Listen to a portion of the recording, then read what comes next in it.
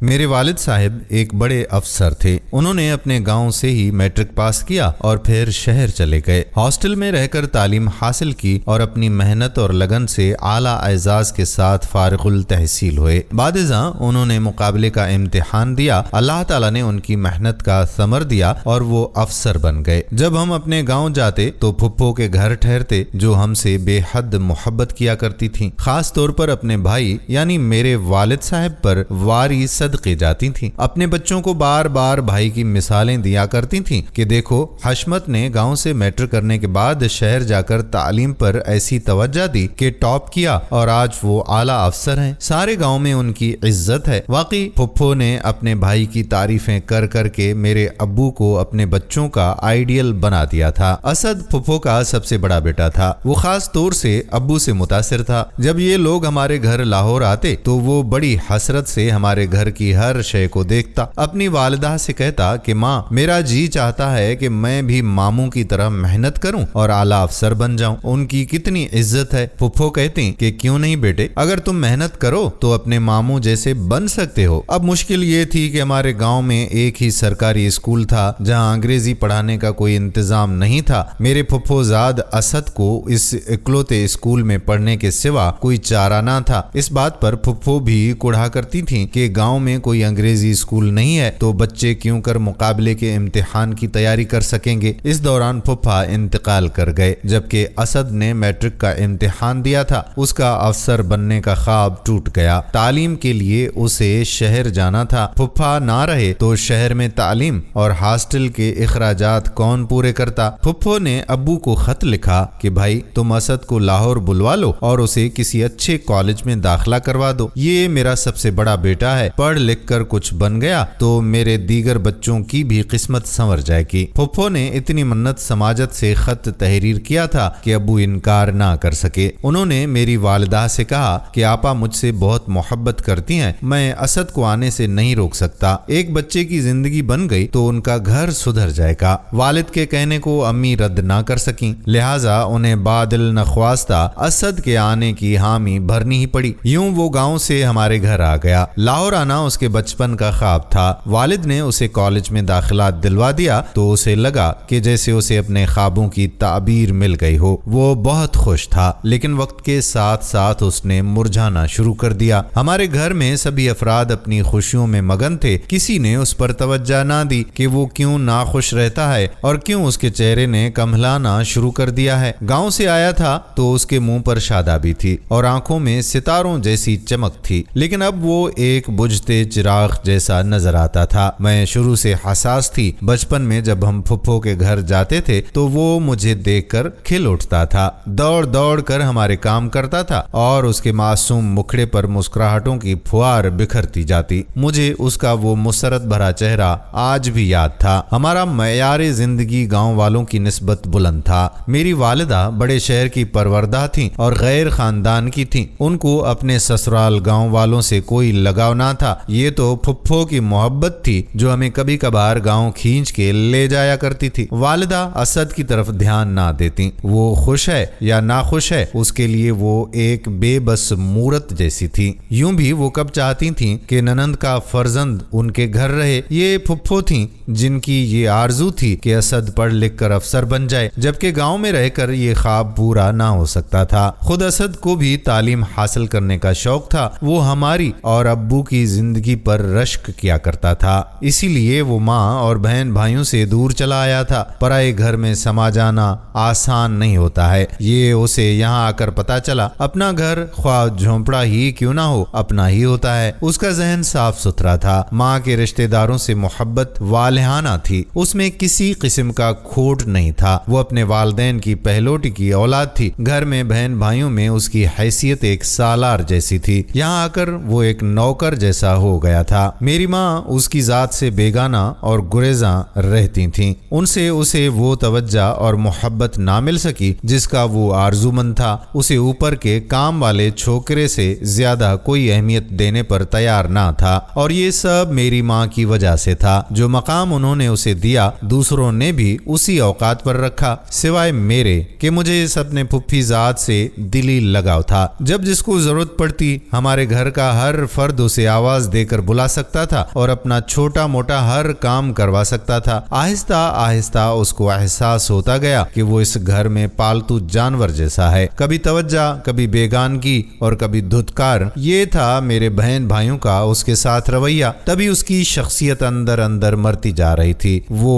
مرجھاتا جاتا تھا۔ ایک ایسا وقت بھی آیا کہ وہ خود کو گھٹتا ہوا محسوس کرنے لگا۔ اسے لگا کہ جیسے وہ بونا ہو گیا ہے۔ یہ احساس پرائے گھر میں رہنے کی وجہ سے تھا، جبکہ وہ ہمارے گھر کو پرایا نہ سمجھتا تھا کہ یہ اس کے پیارے ماموں کا گھر تھا، اس کی پیاری ماں کے پیارے بھائی کا گھر تھا۔ ابو بس ظاہری پیار جتلاتے تھے۔ وہ اگر سب کے ساتھ صوفے پر بیٹھا ہوتا تو گھر کا کوئی بھی فرد اسے اس کی نشست سے اٹھا کر خود بیٹھ سکتا تھا، اور میں سوچتی تھی کہ یہ کیسی محبت ہے یا پھر منافقت ہے۔ ان خیالات میں پڑھائی کیا خاک ہوتی، اس کی صحت بھی گرتی جا رہی تھی۔ اگر وہ کھانا کھا رہا ہوتا اسے اٹھا کر کام بتا دیا جاتا اور وہ نوالا پلیٹ میں ہی چھوڑ کر اٹھ کھڑا ہو جاتا تھا۔ مجھے بہت برا لگتا تھا۔ اس کی بجائے میں اٹھ کھڑی ہوتی تھی اور کہتی کہ کبھی تو اسد کو سکون سے کھانا کھانے دیا کرو۔ میرے اس رویے پر وہ مشکور نگاہوں سے مجھے دیکھتا تھا۔ کھانا تو کیا، اسے آرام سے پڑھنے بھی نہ دیا جاتا تھا۔ کبھی کبھی سوتے سے جگا کر کہا جاتا کہ مہمان آ گئے ہیں، ذرا ان کو اٹینڈ کر لو بیٹے۔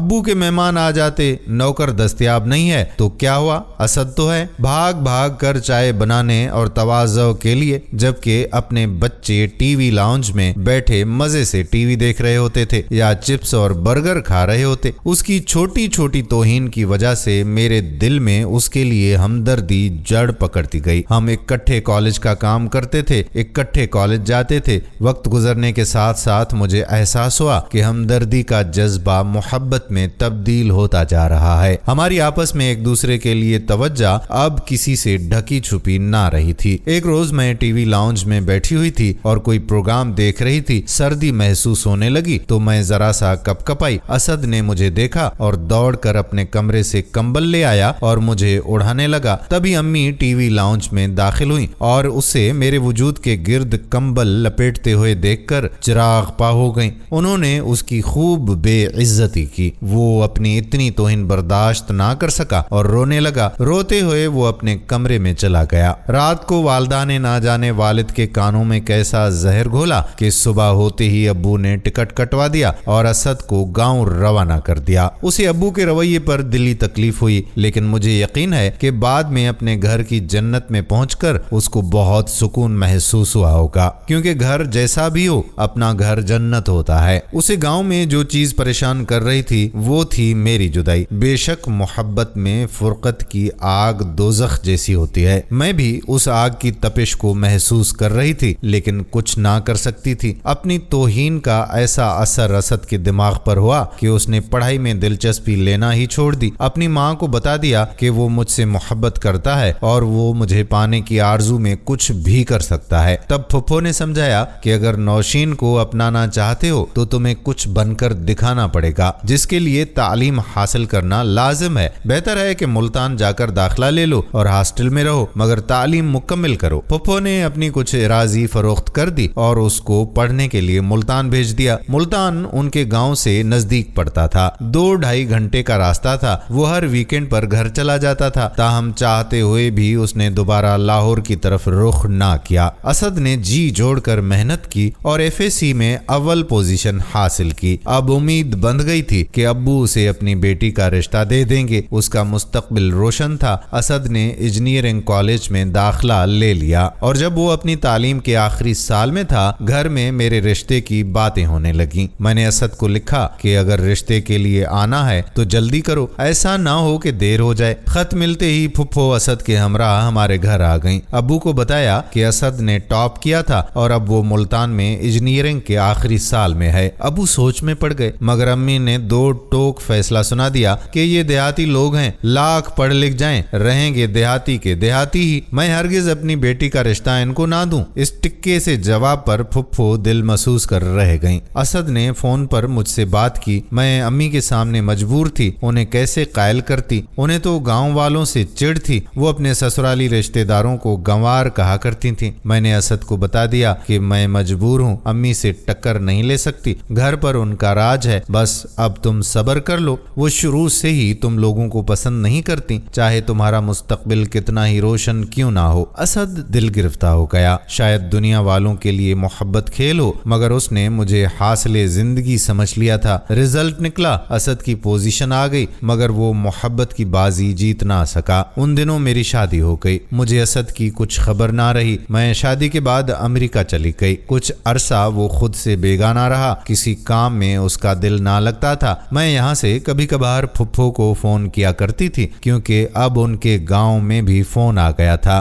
وہ بتاتی تھیں کہ اسد اپنے فرائض بھلا کر گھر بیٹھ گیا ہے۔ تب ایک روز میں نے پھپھو سے اجازت لے کر اس سے بات کی، اسے سمجھایا کہ محبت ہی سب کچھ نہیں، دیکھو تم گھر میں سب سے بڑے ہو، سارے کنبے کی آس اور امید ہو، ان کا خیال رکھو، اپنی والدہ کا خیال کرو جنہوں نے بیوگی میں دکھ اٹھا کر اپنی اراضی فروخت کر کے تم کو پڑھایا لکھایا، اس قابل کیا۔ اب چھوٹے بہن بھائیوں کو تمہاری ضرورت ہے، اگر تم نے کچھ نہ کمایا تو ان کے مستقبل کا کیا بنے گا؟ وقتاً فوقتاً یوں میں اس کو فون کر کے اس کا ضمیر جگاتی رہتی۔ وہ بنیادی طور پر اچھی فطرت کا انسان تھا اور خود غرض بھی نہ تھا۔ میرے کہنے کا اس پر خاطر خواہ اثر ہوا اور اس نے شہر جا کر ایک بڑی کمپنی میں ملازمت اختیار کر لی۔ کمپنی کی طرف سے وہ ایک بار امریکہ بھی آیا، مجھ سے فون پر بات کی، مگر مدعو کرنے کے باوجود ہمارے گھر نہیں آیا یا نہیں آ سکا۔ بہرحال وہ وطن واپس لوٹ گیا۔ جب امریکہ آیا تو مجھے فون پر بتایا تھا کہ نوشین تم سے شادی نہ ہو سکی تو میں یکسر بدل گیا،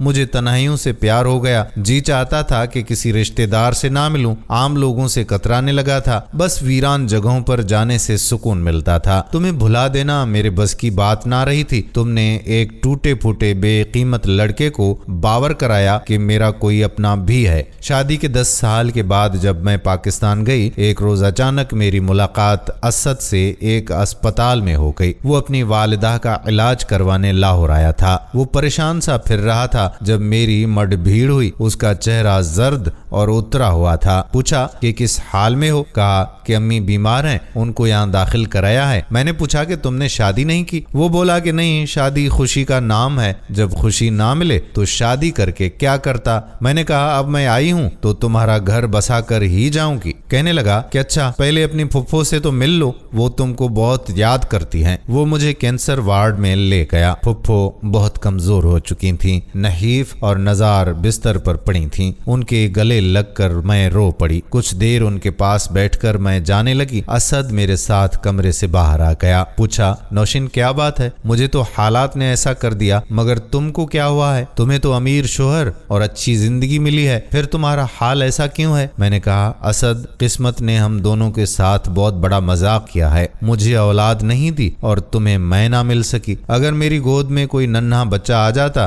تو شاید میں تمہیں بھلا دیتی۔ ہم نے چند منٹ بات کی، وہ واپس وارڈ میں چلا گیا اور میں اپنے راستے ہو لی۔ مجھے مراد نہ ملی تو اسے بھی منزل نہ ملی۔ وہ آج بھی زندگی کی ہر آسائش پا کر مایوسی کے اندھیرے میں بھٹک رہا ہے۔ اگر ہم ایک دوسرے کو مل جاتے تو شاید ہماری زندگی سکھی ہو جاتی، لیکن ہمارے نہ مل سکنے میں نہ جانے کیا مصلحت تھی۔ کچھ عرصہ گزار کر میں اپنے شوہر کے ہمراہ پاکستان لوٹ آئی، کیونکہ اب وہ دوسری شادی کے آرزومند تھے۔ ان کے والد بڑے زمیندار تھے، انہوں نے وراثت میں بہت اراضی چھوڑی تھی۔ شہاب میرا جیون ساتھی ان کا اکلوتا وارث تھا۔ اب شہاب کو بھی اپنی جائیداد کا وارث چاہیے تھا۔ میرا جی تو نہ چاہتا تھا کہ انہیں دوسری شادی کی اجازت دوں، لیکن بہت سوچ بچار کے بعد اجازت دینا ہی پڑی، کیونکہ انہیں اولاد سے محروم رکھنا ان کی حق تلفی تھی۔ شعیب نے شادی کے بعد مجھے کوئی تکلیف نہ دی تھی، ہر طرح سے میرا خیال رکھا تھا، اب ان کا خیال کرنا میرا فرض بنتا تھا۔ بالآخر انہوں نے اپنے سے 10 برس چھوٹی عمر کی لڑکی سے شادی کر لی جو ان کی رشتہ دار تھیں اور گاؤں میں رہتی تھیں۔ دوسری بیوی کو 4 برس انہوں نے گاؤں میں ہی رہنے دیا اور میرے ساتھ لاہور میں رہتے رہے، لیکن جب 2 بچے اس خاتون سے ہو گئے تو وہ از خود ان کی طرف کھینچتے چلے گئے۔ پھر ایک وقت ایسا آیا کہ مجھے خود ہی شہاب سے کہنا پڑا کہ تم چاہو تو اپنی دوسری بیوی کو بھی شہر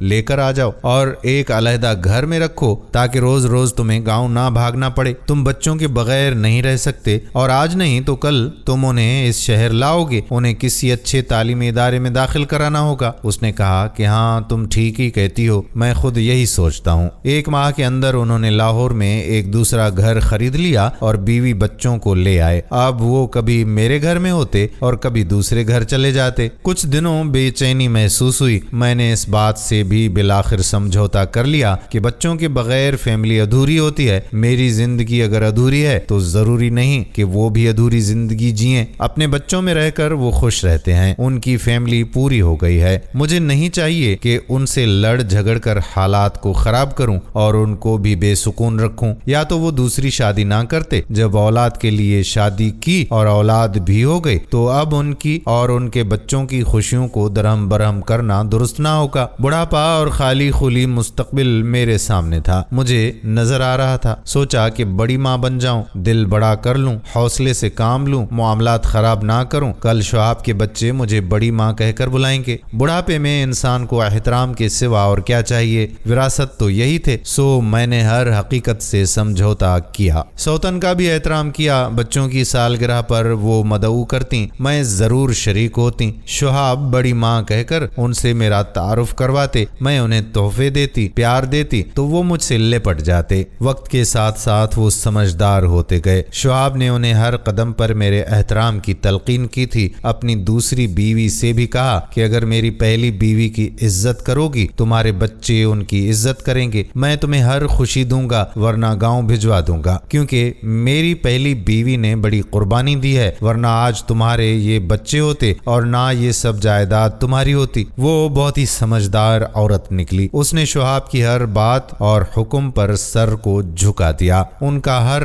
कहा माना, हर कदम पर मुझे यही एहसास दिलाती कि वो कुछ नहीं है, बस मेरी कनीज है और मैं सब कुछ हूँ। हालांकि मैं खूब समझती थी कि वही सब कुछ है और मैं कुछ नहीं, क्योंकि वो एक हरी भरी शाख थी जिस पर फल फूल लगे हुए थे और मैं बांझ औरत किसी सूखी टहनी की मानंद थी। अल्लाह का शुक्र है कि मेरे खावंद के बच्चों ने मुझे कभी ये एहसास नहीं होने दिया कि मैं बांझ औरत हूँ और मेरी गोद खाली है। वो जब बड़ी अम्मी कहकर मुझसे लिपटते और मेरे गले में बाहें डालकर फरमाइशें करते तो मैं फूली ना समाती। मुझे लगता कि मैं सूखी टहनी नहीं बल्कि एक हरी भरी डाल हूँ जिस पर फल फूल लगे हुए हैं। असद ने बहुत लेट से शादी की, उसके भी औलाद ना हो सकी। जूं जूं वक्त गुजरता गया मैंने उससे राब्ता खत्म कर दिया, क्योंकि अब मेरे चारों बच्चे बड़े हो गए थे जो मुझे बड़ी अम्मी कहकर पुकारते थे और मैं हरगिज ये ना चाहती थी कि उन्हें इल्म हो कि मैं उनके वालिद के सिवा भी कभी किसी को चाहती थी। तो दोस्तों ये थी नौशीन और असद की मोहब्बत की कहानी। याद रखिएगा कि अगर मोहब्बत की शादी ना हो तो कोई ऐसा कदम नहीं उठाना चाहिए जो आपकी और आपके वालिदैन की रुसवाई का सबब बने। बाकी अल्लाह जो करता है वही बेहतर होता है। और औरत को भी चाहिए कि अगर अल्लाह ने उसको औलाद नहीं दी तो अपने शोहर को दूसरी शादी की इजाजत दे दे, और शोहर को भी चाहिए कि दूसरी शादी करने के बाद भी अपनी पहली बीवी का भी उतना ही ख्याल रखे, उसके हुकूक भी बराबर अदा करता रहे। खुशहाल जिंदगी का राज यही है। 4 दिन की जिंदगी है, कब कहां ना जाने जिंदगी की शाम हो जाए। खुश रहें, हंसते मुस्कुराते रहें। तो कैसी लगी दोस्तों आज की ये कहानी? उम्मीद है कि आपको जरूर पसंद आई होगी और अपने दोस्तों अहबाब के साथ इस वीडियो को शेयर भी जरूर करेंगे। आने वाली वीडियो तक आपका अपना मेजबान कादिर बख्श कल्होड़ो आपसे इजाजत चाहता है। अल्लाह हाफिज।